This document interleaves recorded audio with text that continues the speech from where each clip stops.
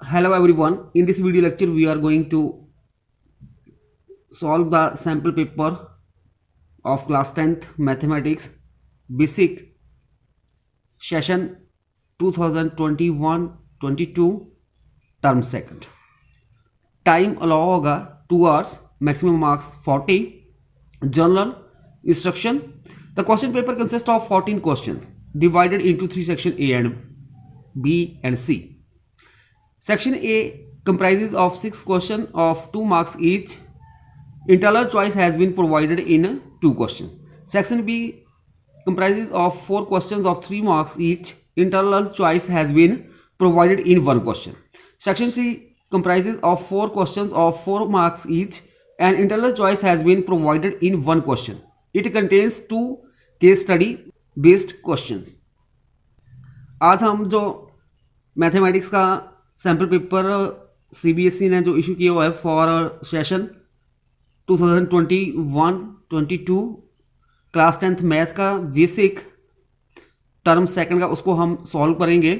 तो यहाँ पे जो जनरल इंस्ट्रक्शन है इस पेपर में 14 क्वेश्चन होंगे और उन 14 क्वेश्चन को सेक्शन ए बी सी में डिवाइड किया गया है।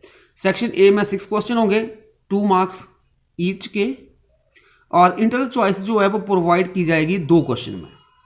सेक्शन बी में 4 क्वेश्चन होंगे और प्रत्येक क्वेश्चन 3 नंबर का होगा और इंटरनल चॉइस एक क्वेश्चन में दी गई होगी।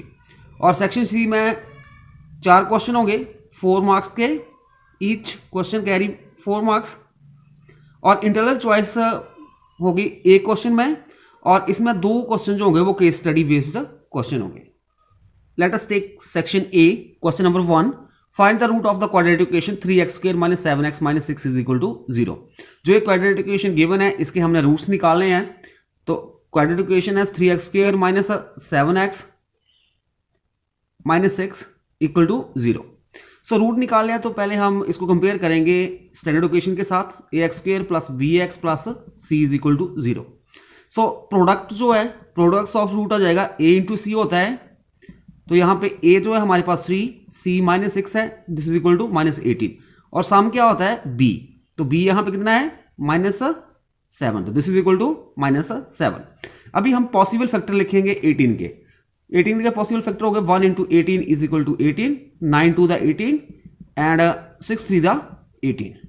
सो इनमें से ऐसा फैक्टर हमने चूज करना है अगर हम उसको मल्टीप्लाई करें तो हमारे पास -18 आए और जब हम उसका सम निकालें तो -7। सो हियर मैंने यहाँ पे 9 माइनस ले लिए मल्टीप्लाई 2, जब इसको मल्टीप्लाई करेंगे तो -18 हो जाएगा और जब हम इसको ऐड करेंगे तो हमारे पास सम -7 आ जाएगा। तो इस तरह से हमारे पास 3x² अभी आ जाएगा -9x + 2x - 6 = 0। इन दोनों में कॉमन अभी यहाँ पे कॉमन है 3 और साथ में x, तो अंदर हमारे पास बच जाएगा x - 3। सो हेयर 2 कॉमन है टेकन आउट साइड, x - 3 = 0। सो इन दोनों में कॉमन है हमारे पास यहाँ पे x - 3 और हेयर लेफ्ट बच गया 3x + 2 = 0। This implies x - 3 = 0, either 3x + 2 = 0। So x = 3, 3x इस साइड ले जाएंगे -2, x = -2/3। सो रूट आ जाएगा हमारे पास 3 एंड -2/3। क्वेश्चन फर्स्ट की जो और ऑप्शन है, find the value of k for which the quadratic equation 3x² + kx + 3 = 0 has real and equal roots. हमारे पास क्वाड्रेटिक इक्वेशन गिवन है 3x² + kx + 3 = 0 और इसमें हमने k की वैल्यू निकालनी है और हमारे पास गिवन है जो रूट है इक्वेशन के वो रियल एंड इक्वल रूट है। Since the roots are equal and real, we know that roots are real or equal if discriminant, that is b² - 4ac = 0. So this implies here in this equation, इस equation में हमारे पास a 3 है, b k है और c की value 3 है। अब हमने इसको कंपेयर किया ax² + bx + c = 0 के साथ। सो डिस्क्रिमिनेंट आ जाएगा v² that is k² - 4, a कितना है 3, सी कितना है 3, दिस इज इक्वल टू 0. सो के स्क्वायर इज इक्वल टू, अभी इसको सॉल्व कर लेंगे, कितना आ जाएगा 4 3 12, 12 3 36. इसको और इस साइड लेके जाएंगे तो ये प्लस का हो जाएगा, स्क्वायर को इस साइड लेके चले जाएंगे तो स्क्वायर रूट बन जाएगा, और k is equal to plus minus square root of 36 हो जाएगा. This is equal to square root of 36 is 6, तो k is equal to plus minus 6. So this implies k की वैल्यू आ जाएगी -6 और 6. Question number 2, 3 cubes each of volume 64 centimeter cube are joined end to end to form a cuboid. Find the total surface area of the cuboid so formed. Given है 3 cube है और प्रत्येक cube का जो volume है वो 64 centimetre cube है, और हम तीनों को ज्वाइन करते हैं और एक क्यूबॉइड बन जाता है. तो आपने जो क्यूबॉइड फॉर्म हुआ उसका सरफेस एरिया फाइंड आउट करना है. सो एक क्यूब जो है उसका वॉल्यूम कितना आ गया 64 centimetre cube. So L is equal to किसका आ जाएगा, ये बन जाएगा 4 centimetre. So total surface area of cuboid, this is equal to 2 multiply L B plus B H plus H L. एक क्यूब की साइड जो है 4 सेंटीमीटर बन गई. जब हम 3 क्यूब को ज्वाइन करेंगे तो हमारे पास इस तरह से 1 2 3 क्यूब आ जाएंगे, और एक क्यूबॉइड बनेगा जिसकी लेंथ जो है 12 सेंटीमीटर हो जाएगी, ब्रेथ 4 सेंटीमीटर और हाइट जो है वो भी 4 सेंटीमीटर. एल आ जाएगी हमारे पास 12, B 4 and H also 4. So this is equal to 2 multiply 12 multiply 4 plus 4 multiply 4 plus 4 multiply 12, this is equal to 224 centimetre square. तो surface area of the cuboid आ जाएगा 224 सेंटीमीटर स्क्वायर.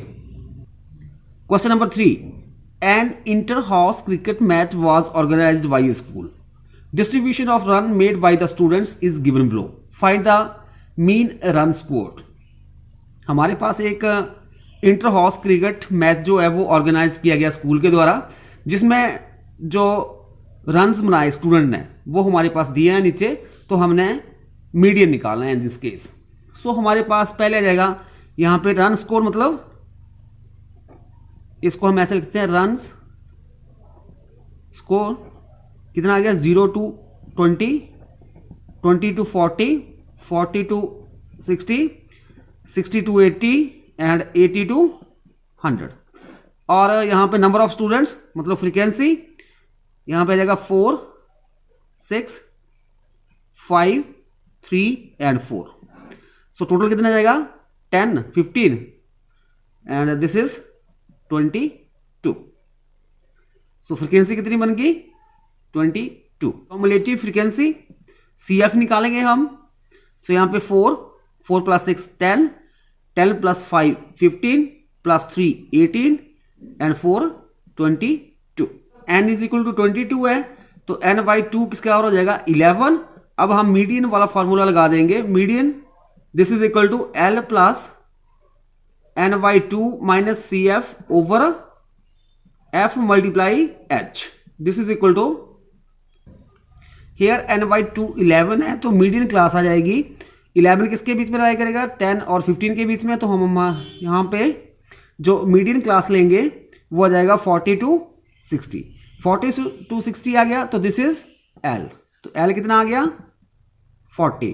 और जो ये H कितना है, कितने का डिफरेंस है 20 का.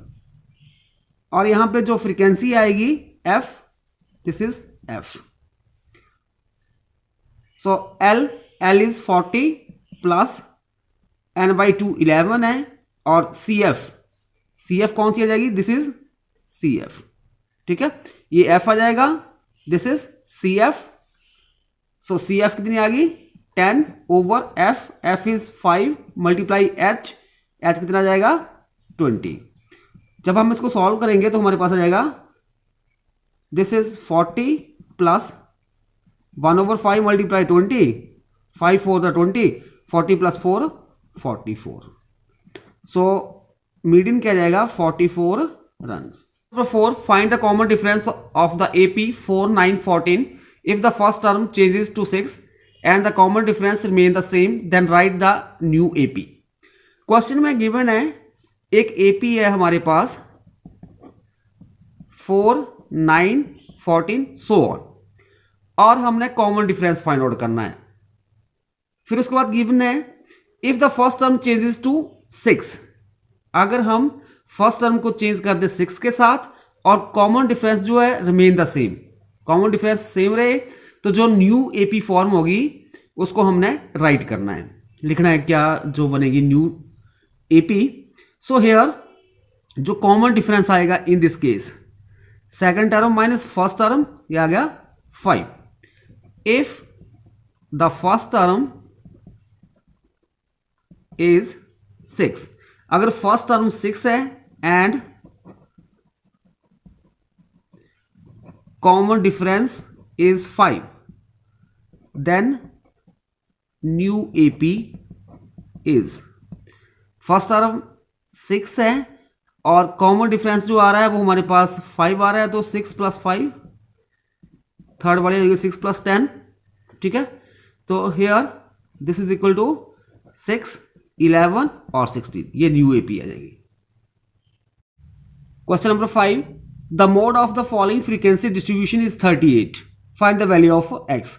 हमारे पास जो मोड है, जो ये फ्रीक्वेंसी डिस्ट्रीब्यूशन है, इसका हमें 38 दिया है, हमने वैल्यू निकालनी है x की। सो यहाँ पे क्लास इंटरवल मैंने लिख लिया है 0 to 10, 10 to 20, 20 to 30, 30 to 40, 40 to 50, 50 to 60, 60 to 70। Frequency आ रही जब 0 to 10 है तो 7, 10 to 20 9, 20 to 30 12, 30 to 40 16, 40 to 50 x, 50 to 66, 60 to 70 11।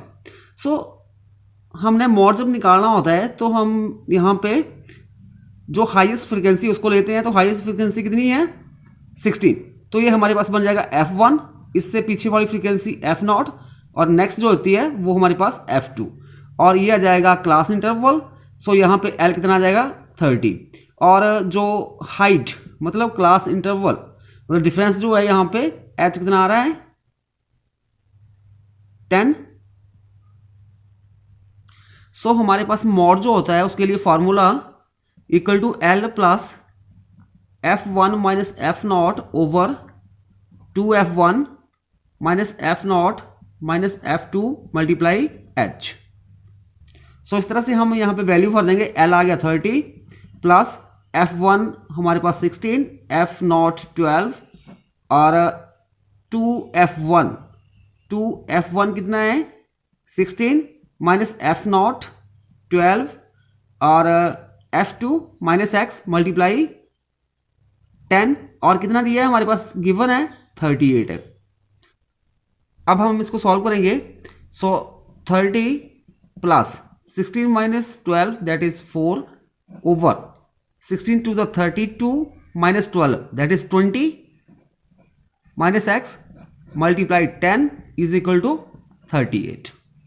अब 30 को इस साइड लेके चले जाएंगे तो हमारे पास बन जाएगा 4 over 20 minus x multiply 10, this is equal to 38 minus 30 and this is equal to 8. So 4 over 20 minus x this is equal to 8, इधर multiply 10 है तो इधर डिवाइड बाई हो जाएगा, this is कटिंग कर देंगे 2 4 the 8 और 2 5 the 10. So 1 over 20 minus x is equal to 1 over 5. So this implies 20 minus x is equal to 5. So x is equal to, इसको साइड ले जाएंगे, this is equal to 20 minus 5 तो 15, तो x कितना जाएगा 15। Next question number 6, x, y and mn are the tangent drawn at the end point of the diameter DE of the circle with center O. Prove that x, y parallel to mn। Question में given है एक circle है, ये इसका diameter DE है और diameter के and के साथ मतलब DE और E से दो टेंजेंट ड्रॉन किए गए हैं। एक टेंजेंट आ गया x dy, दूसरा MEN, और जो ये टेंजेंट है इनको हमने प्रूव करना है कि जो हमारे पास ये पैरेलल होंगे। सो प्रूव क्या करना है हमने, x y parallel to MN। Answer here XY is a tangent to the circle at point D. So OD perpendicular to XY। XY जो है वो टेंजेंट है सर्कल के ऊपर एट पॉइंट D के ऊपर। सो जो ये OD होगा वो परपेंडिकुलर होगा XY के, मीन्स जो एंगल आ गया XDO, this is 90 degree. So angle XDE also 90 degree, and also MN tangent to the circle at point E। MN जो है ये भी एक टेंजेंट है सर्कल के ऊपर पॉइंट E के ऊपर। सो इस तरह से हमारे पास क्या होगा, जो OE परपेंडिकुलर होगा MN के। So angle OEN is equal to 90 degree. ये भी एंगल क्या आ जाएगा 90 डिग्री। जैसे ये 90 हो गया तो ये भी 90 डिग्री। सो एंगल DEN आ गया 90 डिग्री। सो ये एंगल इसके बराबर होगा, ठीक है। अल्टरनेट इंटीरियर एंगल, अगर अल्टरनेट इंटीरियर एंगल इक्वल हो तो जो आपके पास लाइन होती हैं वो पैरेलल होती हैं। सो इस तरह से XY पैरेलल टू MN हो जाएगा इस तरह से। क्वेश्चन नंबर 6 का और part, in the given figure a circle is inscribed in a quadrilateral ABCD, given AB is equal to 6 centimetre, BC is equal to 7 centimetre and CD is 4 centimetre, then find AD। अभी एक जो ये circle है इस quadrilateral के अंदर है, मतलब ABCD एक क्वाड्रिलेटर है और इसके बीच में ये एक ये सर्कल है। हमारे पास गिवन जो दिया गया है, जो BC साइड है, BC ये कितनी है 7 सेंटीमीटर और CD कितनी है 4 सेंटीमीटर और AB जो है हमारे पास 6 सेंटीमीटर है। तो हमने AD ये वाली साइड निकालनी है। और पार्ट का आंसर हो जाएगा, जो ये पॉइंट है इसको हमने R लिख देंगे, इसको S और इसको P और इसको Q। अभी हमारे पास जो tangent segment drawn from an external point to the circle are equal. External point से हमारे पास एक टेंजेंट ये आ गया, ये दूसरा ये आ गया।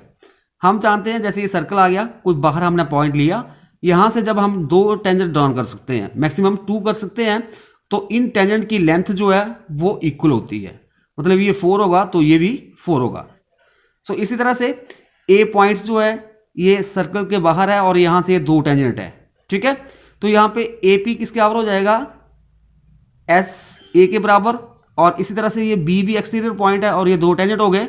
सो PB इक्वल टू BQ हो जाएगा। CB एक्सटर्नल पॉइंट है तो 2 टेंजेंट ये आ गए, CR और CQ इक्वल हो जाएगा। और D यहाँ पे ये भी, यहाँ पे 2 टेंजेंट कौन से आ जाएंगे, DS और DR, इनकी लेंथ ये भी हमारे पास इक्वल होगी, ठीक है। सो इसी तरह से BP is equal to VQ, ठीक है, और CR is equal to CQ, ठीक है।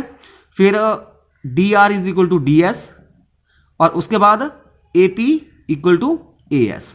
अभी जो ये इक्वेशन चारों हैं इनको हम क्या करेंगे, ऐड कर देंगे, ठीक है। सो लेफ्ट हैंड साइड के साथ लेफ्ट हैंड साइड ऐड हो जाएगी, राइट हैंड साइड के साथ राइट हैंड साइड। सो यहाँ पे बन गया BP plus CR plus DR plus AP is equal to BQ plus CQ DS plus AS। अभी हमारे पास जो आ जाएगा, यहाँ पे आप देखो BP प्लस, देखो BP plus AP, BP plus AP ये बन जाएगा AB, ठीक है, ये बन गया AB। और CR plus DR, CR plus DR तो ये बन जाएगा CD या DC, ठीक है। दिस इज इक्वल टू, अभी हमारे पास यहां पे BQ प्लस CQ ये बन जाएगा BC, BQ प्लस CQ ये बन गया हमारे पास BC, और DS plus AS, DS plus AS ये बन जाएगा AD। सो AB हमारे पास 6 सेंटीमीटर गिवन है, BC 7, CD 4। तो AB की जगह हम 6 भर देंगे, ठीक है। CD 4 हो गया, this is equal to BC 7 और AD हमने निकालना है, ठीक है। तो 6 + 4 10 बन जाएगा और 7 इस साइड ले जाएगा, 10 - 7 3 बन जाएगा। तो AD कितना आ गया? 3 सेंटीमीटर। नेक्स्ट है section B, question number 7। NAP 5811 has 40 terms, find the last term, also find the sum of last 10 terms. क्वेश्चन में गिवन है एक AP सीरीज है 5, 8, 11 और इसमें कितनी टर्म है? 40 टर्म्स है और इसमें हमने जो लास्ट टर्म आएगी वो हमने फाइंड आउट करनी है और साथ में 10 टर्म है उनका सम फाइंड आउट करना है, ठीक है। सो हियर फर्स्ट टर्म इस AP में 5 आ गई, कॉमन डिफरेंस आ जाएगा D, this is equal to second minus first, 8 - 5 this is equal to 3।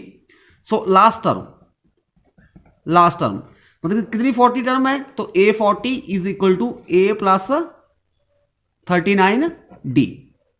तो this is equal to A कितना है हमारे पास? 5 प्लस 39 मल्टीप्लाई D कितना है? 3। तो 5 प्लस 39 3 द 117। तो 117 plus 5 that is equal to 122।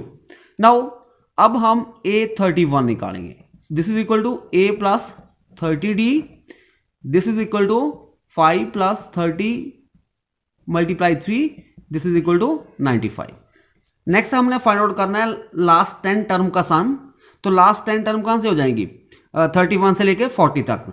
So sum आ जाएगा sum of last 10 terms, this is equal to n/2 A31 plus A40 and this is equal to n कितना है? 10 टर्म्स है ना, 10/2 A31 95 plus 122 and this is equal to 5 to the 10, तो 5 और 122 plus 95 that is 270 and when we multiply 217 with 5, 5 7 the 35, 8 10 answer.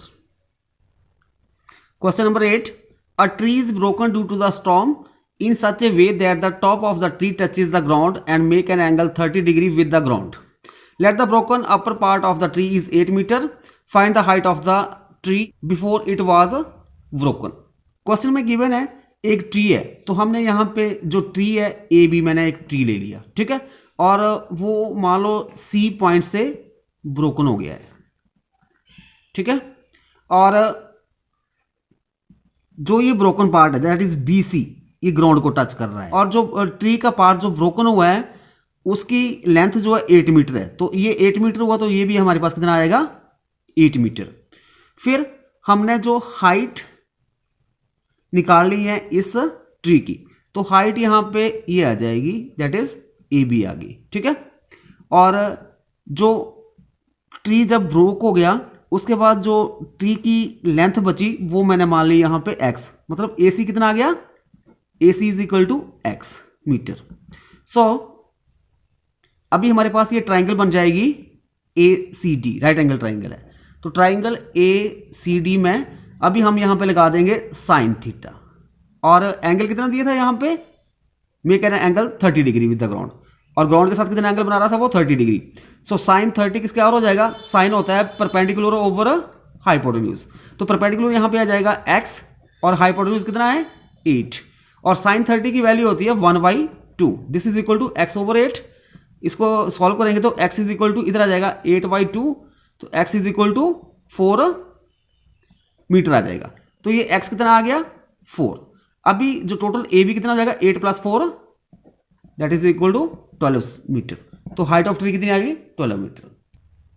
Question number 8 का जो और part है, 2 poles of equal height are standing opposite each other on sides of the road 80 metre wide.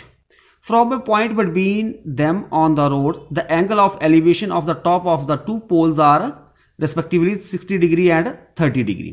Find the distance of the point from the 2 poles. Answer हो जाएगा given 2 पोल हैं जो कि road के दोनों साइड है और रोड की जो विड्थ है वो 80 मीटर है और दो पोल मैंने यहाँ पे ए बी और सी डी ले लिए जिनकी हाइट एच मीटर है और रोड के बीच में एक पॉइंट है जहाँ से हम पोल के टॉप को देखें तो एक साइड 60 डिग्री का एंगल बन रहा है, दूसरी साइड 30 डिग्री का एंगल बन रहा है। तो जो ये पॉइंट है इसकी डिस्टेंस दोनों पोल से हमने निकालनी है।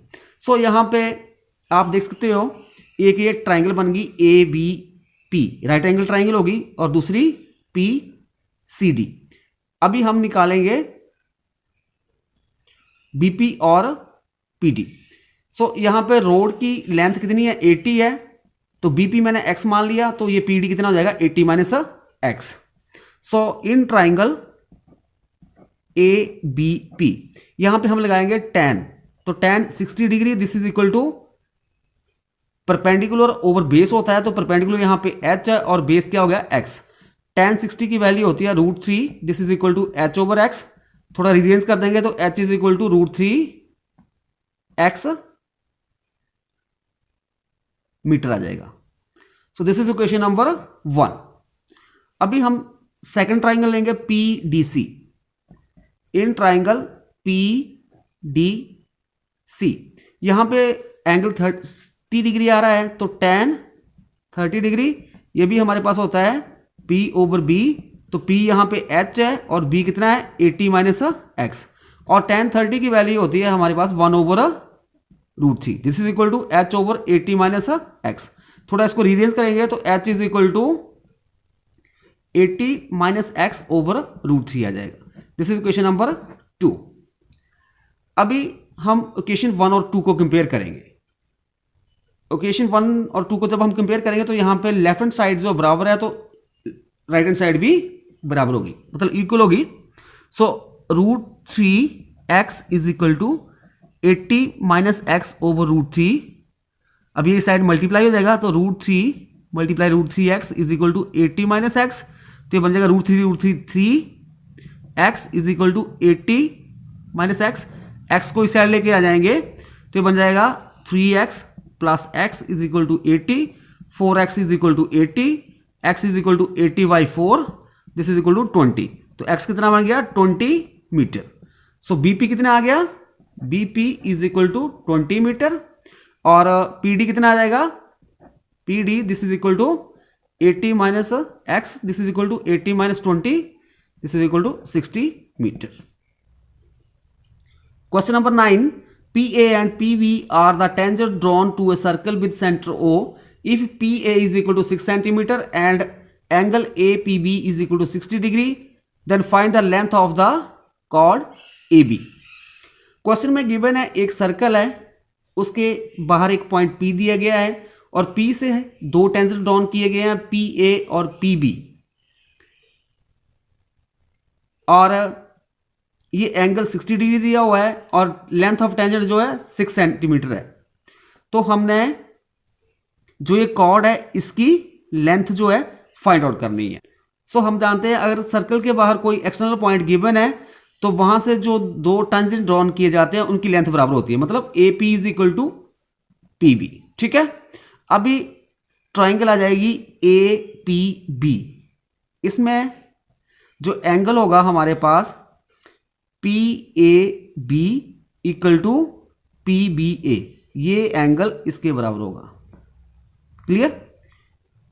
इसके पीछे रीजन क्या होगा, क्योंकि आइसोसेल ट्राइंगल में क्या होता है, जो दो साइड इक्वल होती हैं उसके जो अपोजिट एंगल होते हैं वो भी इक्वल होते हैं। ठीक है, सो हमारे पास APB कितना है 60 है तो ये भी 60 होगा, तो ये भी 60 ही होगा। जब आप इसको सॉल्व करोगे तो आप इस तरह से लिख सकते हो PA is equal to PB, tangent equal हो जाएंगे। फिर जो ट्राइंगल APB आ जाएगा इसमें angle PAB equal to angle PBA। Also जो हमारे पास ये एंगल APB 60 डिग्री है। सो इन ट्राइंगल PAB यहाँ पे सम ऑफ 3 एंगल्स किसका हो जाएगा 180। अभी हमारे पास 3 एंगल कौन कौन से आ गए, एक एंगल ये APB, तो यहाँ पे जो APB है ये 60 है, तो इस तरह से PAB प्लस PBA और APB को हम इस साइड ले जाएंगे तो 180 माइनस ये आ जाएगा, this is equal to 120। Clear? और ये दोनों एंगल आपस में इक्वल हैं तो हमारे पास आ जाएगा angle PAB equal to angle PBA, this is equal to 60 degree, क्योंकि ये इक्वल है तो ये भी आ गया 60 डिग्री और ये भी 60 डिग्री।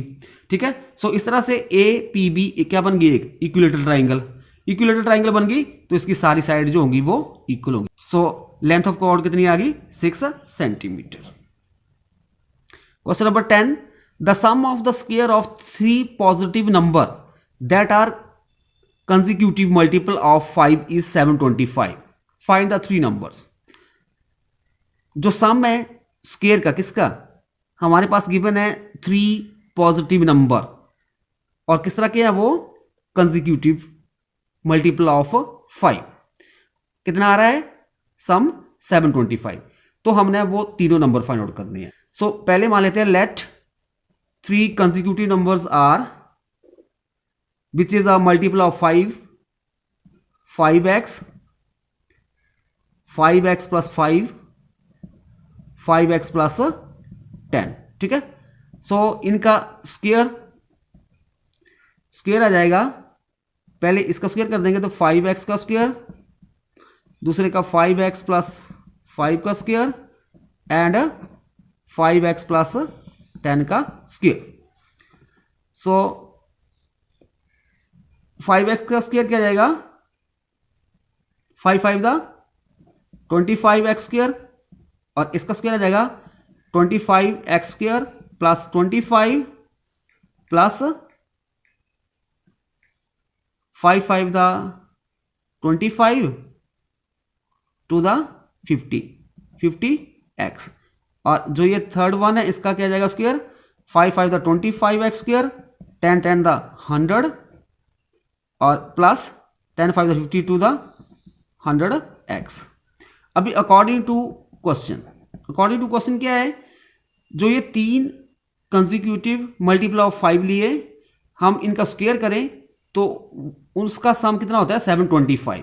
सो इसको हम ऐड कर देंगे अब यहाँ पे 25x square plus 25x square plus 25 plus 50x plus 25x square plus 100 plus 100x, this is equal to 725। तो यहाँ पे हमारे पास ये 25 25 25 कितना बन जाएगा 75x स्क्वायर प्लस 50 और ये 100 कितना बन गया 150x plus and 25 plus 100 125 and this is equal to 725। अभी 725 को हम इस साइड लेके आ जाएंगे तो ये बन जाएगा 75x square plus 150x plus 125 minus 725 is equal to 0। अभी 725 से ऐसे 125 निकालेंगे तो 600 बच जाएगा, तो 75x square 150x minus 600 is equal to 0। अभी यहाँ पे हम 75 कॉमन ले लेंगे, 75 कॉमन निकाले तो यहाँ पे x स्क्वायर 2x और इधर minus 8, this is equal to 0।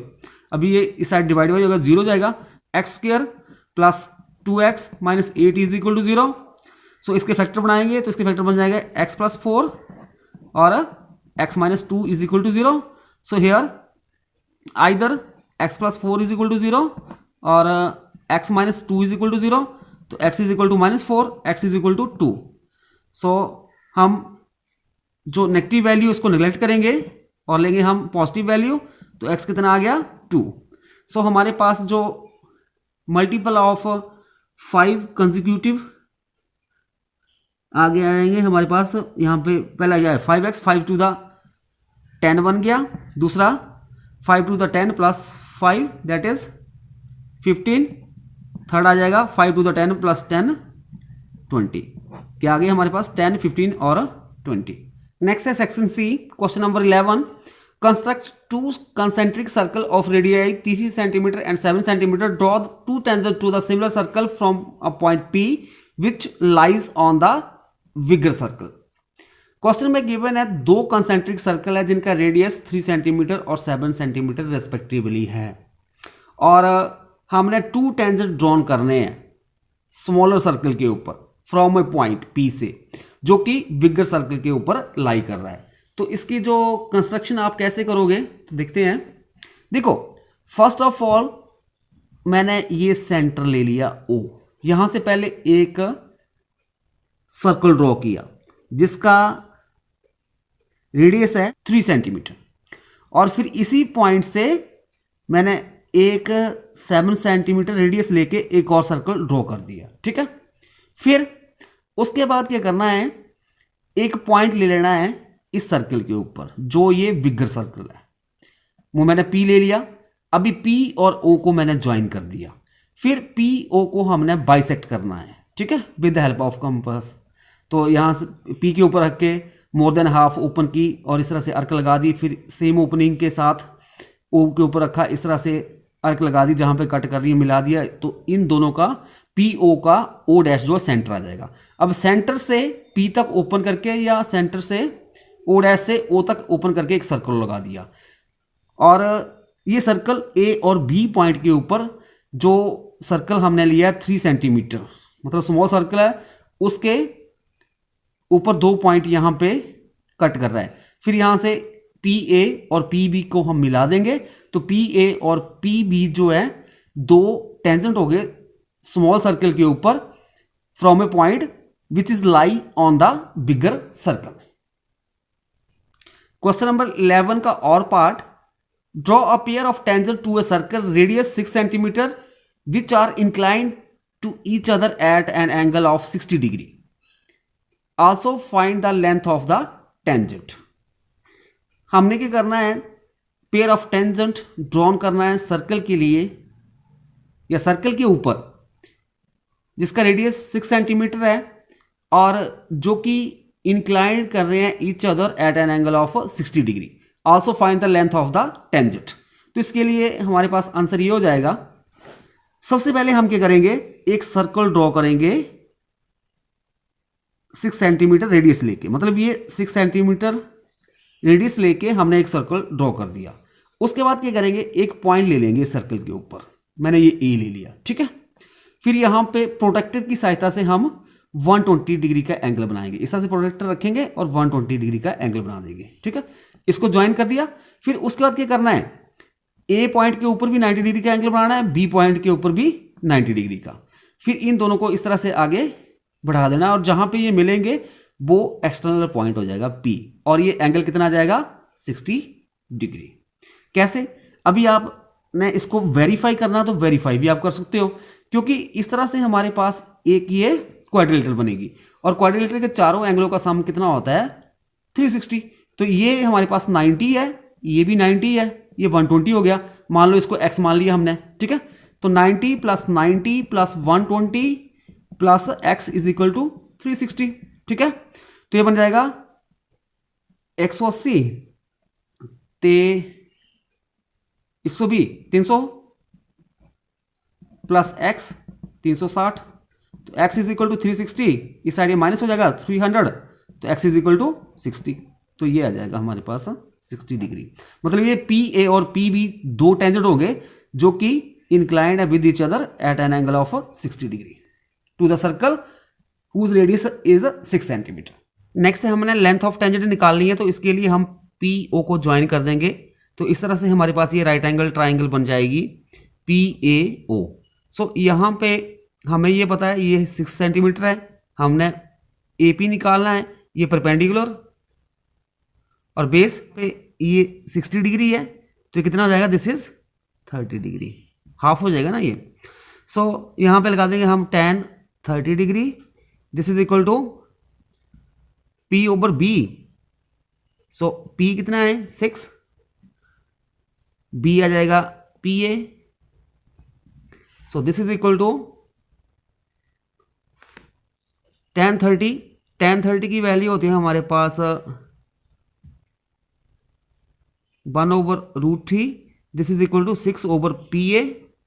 रीरेज कर देंगे तो PA साइड चले जाएगा, PA is equal to 6√3 centimetre. So इस तरह से हमारे पास ये जो लेंथ ऑफ टेंजेंट आ गई, this is 6√3 centimetre. Question number 12, the following age wise chart of 300 passenger flying from Delhi to Pune is prepared by the airlines staff. Age given है हमारे पास less than 10, less than 20, so on इस तरह से, और number of passenger मतलब frequency ये given है, तो हमने निकालना है mean age of the passenger. मतलब 300 पैसेंजर है और वो हवाई जहाज में यात्रा कर रहे हैं फ्रॉम दिल्ली टू पुणे तक, और जो एयरलाइन स्टाफ है उन्होंने उनके एज और नंबर ऑफ पैसेंजर्स उसके लिए उन्होंने ये चार्ट बना के रखा हुआ है। तो हमने निकालना है find mean age of the passenger. इसका आंसर हो जाएगा, अभी ये एज मतलब क्लास इंटरवल हमने लिख लिया 0 to 10, 10 to 20, 20 to 30, 30 to 40, 40 to 50, 50 to 60, 60 to 70, 70 to 80, और नंबर ऑफ पैसेंजर 0 से 10 में 14 है, 10 to 20 30, 20 to 30 38, 30 to 40 52, 40 to 50 50, 50 to 60 61, 60 to 70 42 and 70 to 80 30। और हम अभी निकालेंगे क्लास मार्क्स XI, मतलब इन दोनों को ऐड करके डिवाइड बाई 2, 0 + 10 / 2 5, इस तरह से 10 + 20 30 / 2 दैट इज 15, मतलब डिफरेंस कितने का 10 का है, तो 5 15 10 10 ऐड करते चले जाएंगे हम, इस तरह से आ जाएगा। फिर उसके बाद हम निकालेंगे दिस इज FI और XI, तो 14 5 था 70, 30 × 50 450, 38 × 25 95 50, 52 × 35 1820, 50 × 45 2250, 61 × 55 3355, 42 × 65 2730, सिमिलर वे 13 × 75 975। इस तरह से हम समेशन FI XI निकाल लेंगे, इन सभी का सम निकालेंगे तो बन जाएगा 12600, और फ्रीक्वेंसी का सम भी निकालेंगे, वो आ जाएगा समेशन FI 300 बन गया, और मीन एज निकालेंगे x bar is equal to summation FI XI over summation FI। Summation FI XI कितना है 12600, और जो समेशन FI है 300, तो इस तरह से कटिंग हो जाएगी 3 for the 12 and 3 to the 6, तो मीन आ गया, जो मीन एज आ गई पैसेंजर की वो 42 ईयर्स आ गई। क्वेश्चन नंबर 13 जो केस स्टडी है, a lighthouse is a tall tower with light near the top, these are often build on island coast or on cliffs. Lighthouse on the water surface act as a navigational aid to the mariner and send warning to boats and ships for dangers. Initially, wood coal would be used as illuminators.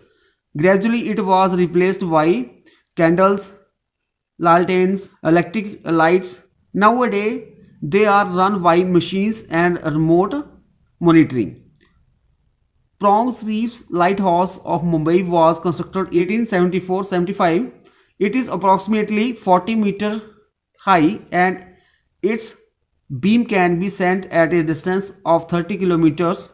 A ship and a boat are coming towards the lighthouse from the opposite direction. Angle of depressions of flashlight from the lighthouse to the boat and ship are 30 degree and 60 degree respectively. So here this is the diagram.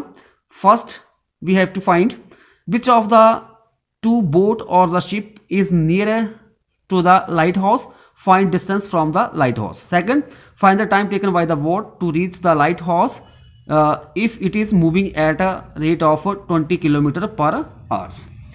देखो जो इस question में given है एक lighthouse है, lighthouse का हम use करते हैं which send the signals for the ship and boat and tell about the danger.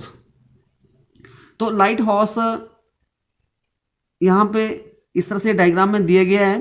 जो क्वेश्चन में और है कि जो मुंबई में जो लाइट हाउस बना इन द ईयर 1874 एंड 75 और उसकी जो अप्रॉक्सीमेटली हाइट जो है 40 मीटर है और कितनी डिस्टेंस तक 30 किलोमीटर तक वो विजिबल होता है।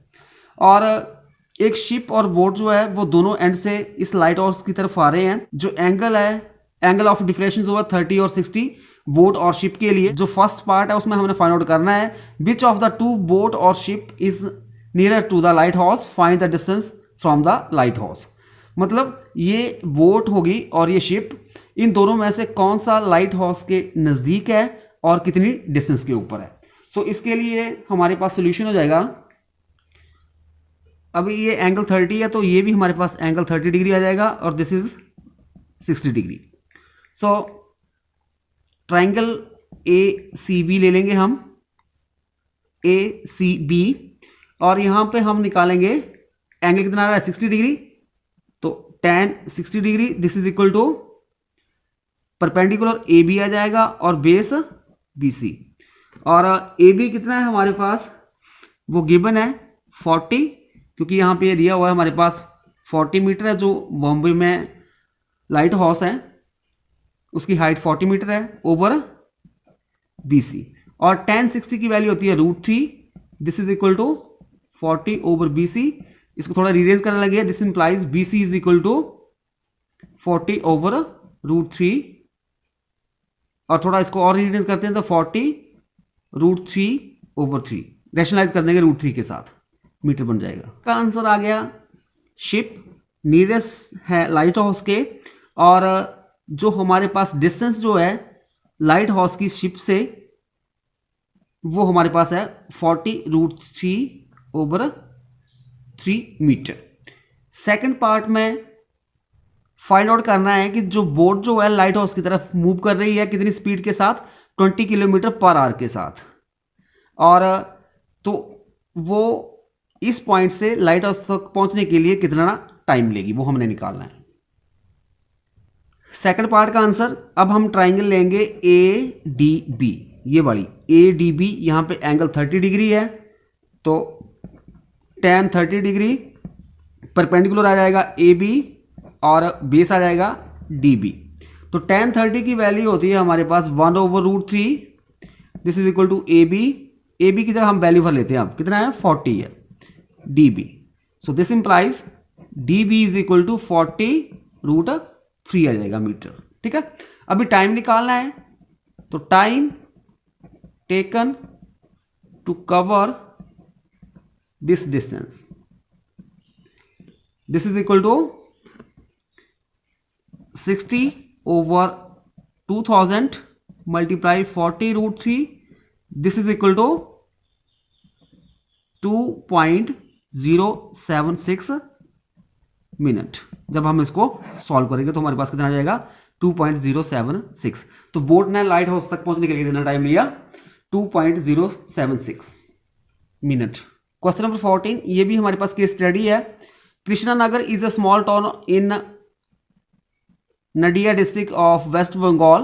Krishnanagar clay dolls are unique in their realism and quality of their finish. They are created by the modeling coils of clay over a metal frame. The figures are painted in natural colors and their hair is made either by sheep's wool or jute. Artisans make models starting from fruits, animals, goddess, farmer, fisherman, beavers to Donald Duck and present cosmic characters. These creations are displayed in different national and international museum. Here are a few images not to scale of some clay dolls of Krishnanagar. Doll 1 है, ठीक है, इधर doll 2, doll 3 and doll 4. The ratio of diameter of red spherical apple in doll 1 to that of spherical oranges in doll 2 is ratio 2:3. In doll 3, male doll of blue color has cylindrical body and a spherical head. The spherical head touches the cylindrical body. The radius of both the spherical head and the cylindrical body is 3 cm and the height of the cylindrical body is 8 cm. Based on the above information, answer the following question.